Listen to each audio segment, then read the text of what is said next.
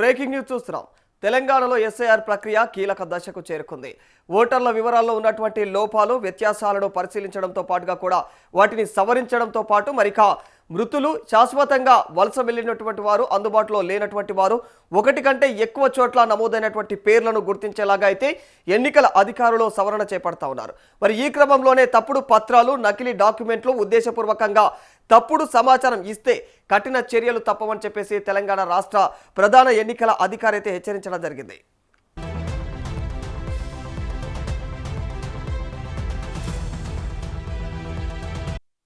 రాష్ట్రంలో గతంలో ఉన్నటువంటి 3,38,26,26,448 మంది ఓటర్ల వివరాలను సర్లో అయితే మరి పరిశీలించడం జరిగింది. ఇందులో 2,86,87,213 మంది ఎన్యుమరేషన్ ఫారాలు అయితే సమర్పించారు. మరొక 73,39,235 మంది ఓటర్లు గైర్హాజరు, శాశ్వతంగా వలస, మరణం, డూప్లికేట్ వంటి ఏఎస్డిడి కేటగిరీలో అయితే గుర్తించబడ్డారు. మరి వీరిలో 9,22,000 మందికి పైగా అయితే మృతి చెందిన వారు, మరి వారితో పాటుగా కూడా 45,18,000 మందికి పైగా శాశ్వతంగా వలస వెళ్ళినటువంటి వారు ఉన్నారు. ఇక మరి 11,25,000 మందికి పైగా అయితే గైర్హాజరు లేదా ఆచూకీ లేనటువంటి వారిగా అయితే ఉన్నారు. ఇందులో మరి ఒకటి కంటే ఎక్కువ చోట్ల నమోదైనటువంటి వారిని కూడా ప్రస్తుతం అయితే గుర్తించేటువంటి పనిని మొదలుపెట్టారు.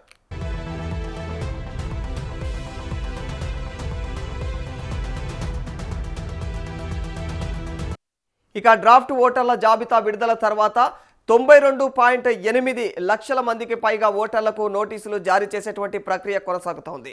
ఇందులో 60,50,918 మంది ఓటర్ల ఎన్యుమరేషన్ డేటాలో అయితే వ్యత్యాసాలు ఉన్నట్లు అధికారులు గుర్తించారు. పేర్లు, వయస్సు, ఇక మరి తల్లిదండ్రుల వివరాలు, కుటుంబ సంబంధాల్లో ఉన్నటువంటి తేడాలు వంటి అంశాలను పరిశీలిస్తూ ఉన్నారు ప్రస్తుతం. మరోవైపు 32,36,659 మంది ఓటర్ల వివరాలను 2002 నాటి సర్ ఓటర్ల జాబితాతో మ్యాప్ చేయలేకపోయారు.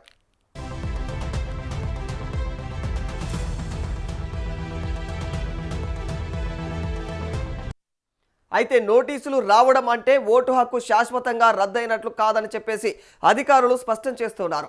నోటీసులు అందుకున్నటువంటి ఓటర్ల ఏదైతే విచారణకు కూడా హాజరై తమ యొక్క వివరాలను, అర్హతను కూడా నిరూపించుకునేటువంటి అవకాశం ఉంది. డ్రాఫ్ట్ జాబితాలో పేరు లేకపోయినా అర్హులైనటువంటి ఓటర్లు క్లెయిమ్ చేసుకోవడానికి కూడా అవకాశం ఉన్నట్టు చెబుతా ఉన్నారు. మరి అవసరమైనటువంటి సందర్భాల్లో ఫామ్ 6 సంబంధితమైనటువంటి డిక్లరేషన్, ఇక ఒరిజినల్ పత్రాలతో తమ యొక్క హక్కును మళ్ళీ నిరూపించుకోవచ్చని కూడా తెలియజేస్తా ఉన్నారు.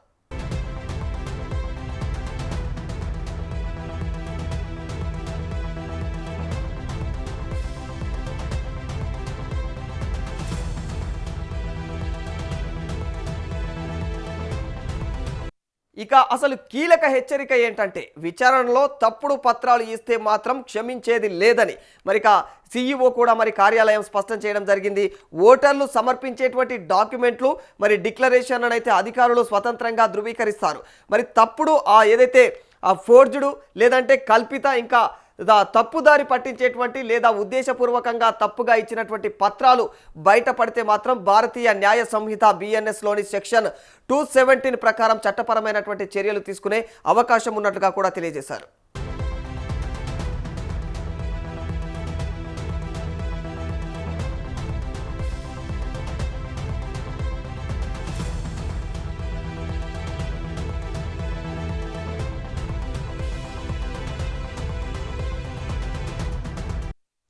అంతేకాకుండా ఓటర్ల జాబితా తయారీ, సవరణ, పేరు చేర్పు లేదా ఇంకా దాంతోపాటు ఏదైతే తొలగింపుకు సంబంధించినటువంటి తప్పుడు డిక్లరేషన్ ఇస్తే మాత్రం ప్రజా ప్రాతినిధ్య చట్టం 1950లోని సెక్షన్ 31 కింద కూడా జైలు శిక్ష, జరిమానా లేదా రెండూ విధించేటువంటి అవకాశం ఉందని చెప్పేసి ఎన్నికల అధికారులు హెచ్చరిస్తూ ఉన్నారు. ఇప్పటికే రాష్ట్ర వ్యాప్తంగా 2 లక్షల మందికి పైగా ఓటర్లకు నోటీసులు అందించినట్లుగా కూడా అధికారులు వెల్లడించారు.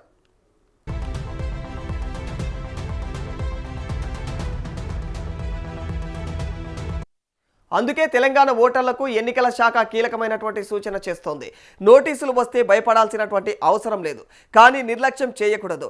మీ పేరు, వయస్సు, కుటుంబ వివరాలు, 2002 ఓటర్ల జాబితాతో ఉన్నటువంటి లింకును కూడా పరిశీలించుకొని అవసరమైనటువంటి పత్రాలతో విచారణకు హాజరు కావాలి.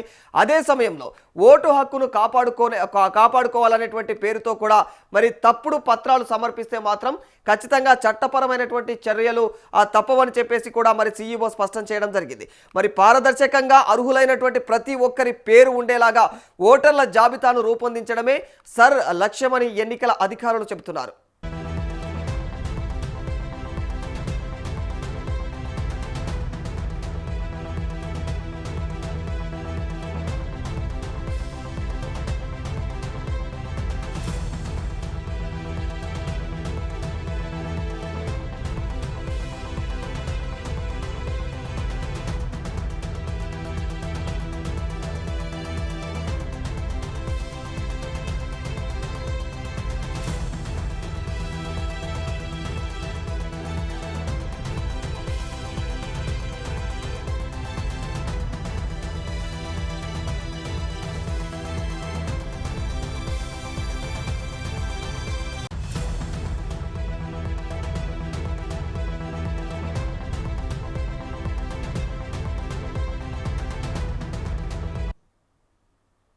రైట్, మరి ఇదే అంశానికి సంబంధించి మరింత సమాచారం మా ప్రతినిధి ప్రభాకర్ అందజేస్తారు. ప్రభాకర్, మరి ఎస్ఐఆర్ ప్రక్రియలో భాగంగా ఓటు హక్కును కాపాడుకోవాలనేటువంటి పేరుతో తప్పుడు పత్రాలు సమర్పిస్తే మాత్రం ఖచ్చితంగా ఊరుకునేది లేదని మరి సీఈఓ ఆఫీస్ నుంచి హెచ్చరికలు జరుగుతూ ఉన్నాయి. ఇలాంటి క్రమంలో మరి తప్పుడు పత్రాలు సమర్పిస్తే వారిపైన ఎలాంటి కఠిన చర్యలు తీసుకునేటువంటి అవకాశం ఉంటుంది ప్రభాకర్? ఎస్ రాధాకృష్ణ, తెలంగాణలో ఎస్ఐఆర్ ప్రక్రియ కీలక దశకు చేరుకుందని చెప్పాలి.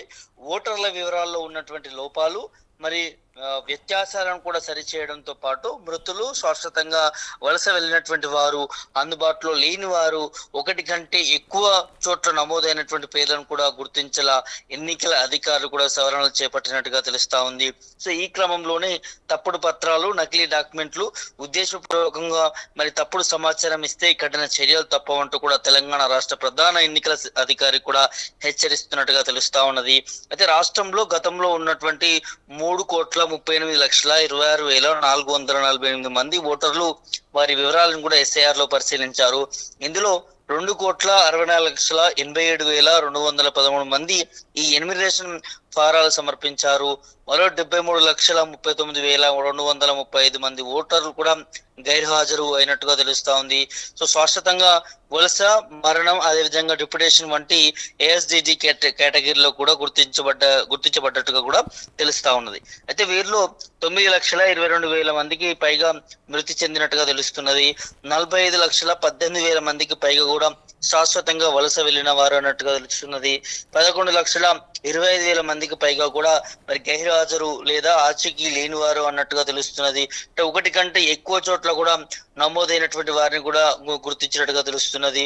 సో ఇక డ్రాఫ్ట్ ఓటర్ల జాబితా విడుదల తర్వాత 92.8 లక్షల మందికి కూడా పైగా మరి ఓటర్లకు నోటీసులు జారీ చేసే ప్రక్రియ కొనసాగుతున్నట్టుగా తెలుస్తున్నది. ఇందులో 60,50,918 మంది ఓటర్ల ఎమ్యూనరేషన్ డేటాలో మరి వ్యత్యాసాలు ఉన్నట్లు కూడా అధికారులు గుర్తించారు. పేర్లు, వయసు, తల్లిదండ్రుల వివరాలు, కుటుంబ సంబంధాల్లో తేడాలు వంటి అంశాలను కూడా పరిశీలిస్తా ఉన్నారు. సో మరో 32,36,659 మంది ఓటర్ల వివరాలను కూడా 2002 నాటి ఎస్ఐఆర్ ఓటర్ల జాబితాతో కూడా మ్యాప్ చేయలేకపోయారన్నట్టుగా తెలుస్తా ఉన్నది. అయితే నోటీసులు రావడం అంటే ఓటు హక్కు శాశ్వతంగా రద్దయినట్లు కాదని అధికారులు స్పష్టం చేస్తున్నారు. నోటీసులు అందుకున్నటువంటి ఓటర్లు విచారణకు హాజరై తమ వివరాలను అర్హతను కూడా నిరూపించుకునేటటువంటి అవకాశం కూడా ఉంది. డ్రాఫ్ట్ జాబితాలో పేరు లేకపోయినా అర్హులైనటువంటి ఓటర్లు క్లెయిమ్ చేసుకోవడానికి అవకాశం ఉంది. అవసరమైనటువంటి సందర్భాల్లో కూడా ఫారం 6 సంబంధిత డిక్లరేషన్ ఒరిజినల్ పత్రాలతో తమ హక్కును నిరూపించుకోవచ్చు అన్నట్టుగా అధికారులు స్పష్టం చేస్తున్నారు. ఇక అసలు కీలక హెచ్చరిక ఏంటంటే రాధాకృష్ణ, మరి ఎన్నికల్లో తప్పుడు పత్రాలు ఇస్తే మాత్రం క్షమించేది లేదనేది సిఇఓ కార్యాలయం నుంచి స్పష్టమైనటువంటి ఆదేశాలు వస్తా ఉన్నాయి. ఓటర్లు సమర్పించేటటువంటి డాక్యుమెంట్లు, డిక్లరేషన్లను అధికారులు స్వతంత్రంగా ధృవీకరిస్తారు. తప్పుడు మరి పోర్ట్రేట్, కల్పిత తప్పుదారి పట్టించే లేదా ఉద్దేశపూర్వకంగా తప్పుగా ఇచ్చినటువంటి పత్రాలు బయటపడితే మాత్రం భారతీయ న్యాయరహిత అంటే బిఎన్ఎస్ఎస్ లోని సెక్షన్ 217 చట్టం ప్రకారం కూడా చట్టపరమైనటువంటి చర్యలు తీసుకునే అవకాశం ఉన్నట్టుగా తెలుస్తా ఉంది. అంతేకాకుండా మరి ఓటర్ల జాబితా తయారీ, సవరణ, పేరు మార్పు లేదా తొలగింపునకు సంబంధించినటువంటి తప్పుడు డిక్లరేషన్ ఇస్తే మరి ప్రజా ప్రాతినిధ్య చట్టం 1950లోని సెక్షన్ 31 కింద జైలు శిక్ష కూడా, దాంతో పాటు జరిమానా లేదా 2 విధించే అవకాశం కూడా ఉందనేది ఎన్నికల అధికారులు హెచ్చరిస్తా ఉన్నారు. ఇప్పటికే రాష్ట్ర వ్యాప్తంగా 2 లక్షల మందికి పైగా కూడా ఓటర్లకి నోటీసులు అందిస్తున్నట్టు కూడా అధికారులు మరి వెల్లడిస్తా ఉన్నారు. అందుకే తెలంగాణ ఓటర్లకు ఎన్నికల శాఖ కీలక సూచన చేస్తా ఉంది. నోటీసులు వస్తే భయపడాల్సినటువంటి అవసరం లేదు, కానీ నిర్లక్ష్యం చేయకూడదు. మీ పేరు, వయసు, కుటుంబ వివరాలు, 2002 ఓటర్ల జాబితాలో ఉన్నటువంటి లింకును కూడా పరిశీలించుకొని అవసరమైనటువంటి పత్రాలతో విచారణకు హాజరు కావాలంటూ, అదే సమయంలో ఓటు హక్కును కూడా కాపాడుకోవాలనే పేరుతో కూడా తప్పుడు పత్రాలు సమర్పిస్తే మాత్రం చట్టపరమైనటువంటి చర్యలు తప్పవంటూ కూడా సిఇఓ స్పష్టం చేశారు. మరి పారదర్శకంగా అర్హులైనటువంటి ప్రతి ఒక్కరికి పేరు ఉండేలా కూడా ఓటర్ల జాబితాను రూపొందించడమే ఎస్ఐఆర్ లక్ష్యం అంటూ కూడా ఎన్నికల అధికారులు చెప్తున్నటువంటి నేపథ్యం కనిపిస్తా ఉంది రాధాకృష్ణ. సో మరి ఇక్కడ ఏది నోటీసులు అందుకున్నటువంటి ఓటర్స్ ఉన్నారో వాళ్ళు ఖచ్చితంగా విచారణకు హాజరు కావాల్సిందిరా, హాజరు కాకపోతే ఎలాంటి పరిణామాలు చోటు చేసుకునే అవకాశం ఉందంటున్నారు?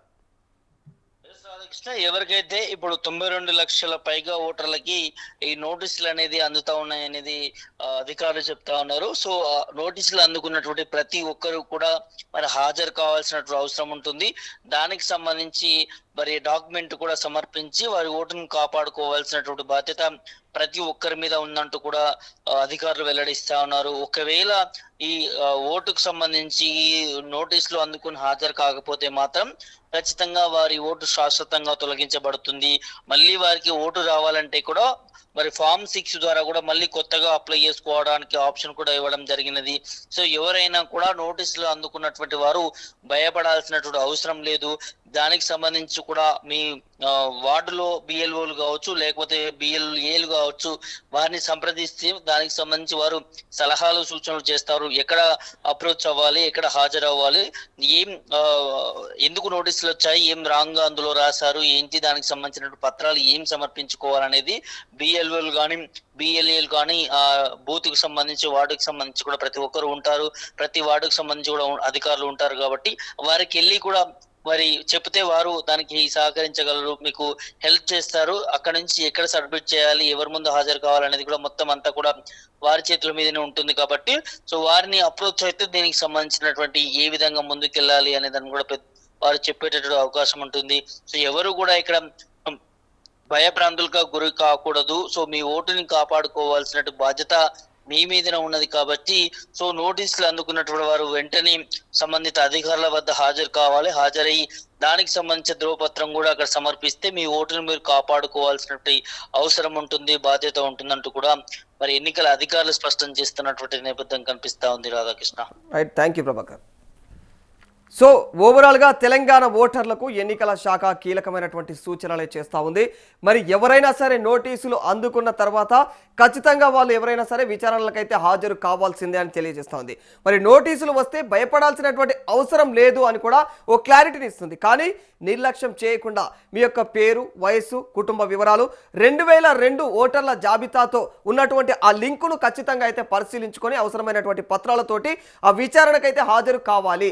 అలా హాజరైనప్పుడు జరిగినటువంటి ఏవైతే ఇంతకుముందు వీళ్ళు సర్ ప్రక్రియలు కొనసాగినటువంటి ఏదైనా చిన్న చిన్న పొరపాట్ల వల్ల మీ ఓటు అనేది అక్కడ నమోదు కాకపోతే, అక్కడ క్లారిటీ రాకపోతే దానికి ఒక క్లారిటీ వచ్చి మళ్ళీ మీ ఓటును పొందేటువంటి అవకాశం ఉంటుంది అన్న కోణంలో అయితే తెలియజేస్తూ ఉన్నారు. మరి ఇదే సమయంలో ఓటు హక్కును కూడా కాపాడుకోవాలన్నటువంటి పేరుతో తప్పుడు పత్రాలు సమర్పిస్తే మాత్రం ఖచ్చితంగా చట్టపరంగా కఠినమైనటువంటి చర్యలు కూడా ఉంటాయని చెప్పేసి మరి తెలంగాణ సిఇఓ స్పష్టం చేయడం జరుగుతోంది.